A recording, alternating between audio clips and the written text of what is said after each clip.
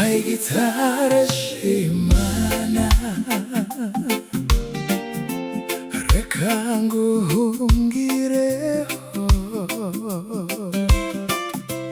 Yesu mwami ni wowe twiringira, ni wowe twiringira.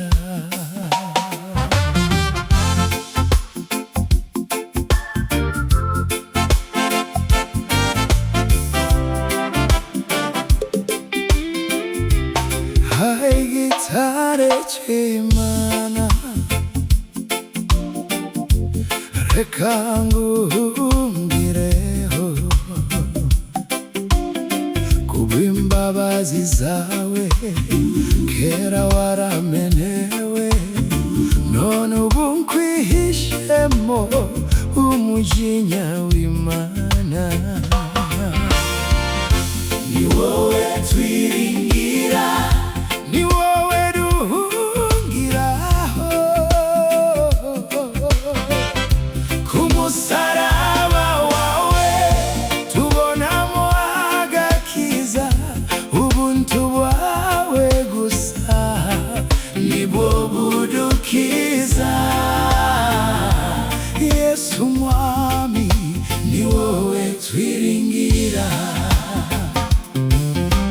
amazi n'amaraso byo mu rubavu rwawe binkiza uburyo bombi, urubanza rw'ibyaha n'imbaraga mbi zabyo bayikunsinda ukundi.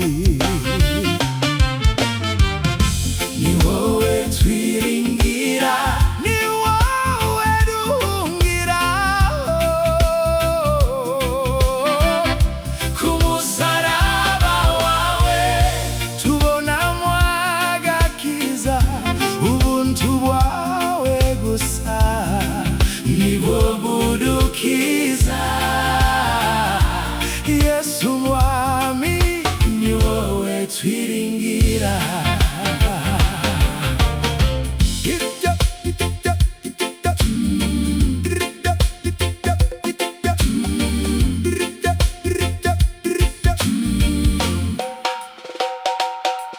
Ibyo twakora byose n'umwete wacu wose, n'agahinda gasaze n'amarira arashira, byose ntibyashobora kudukuraho ibyaha.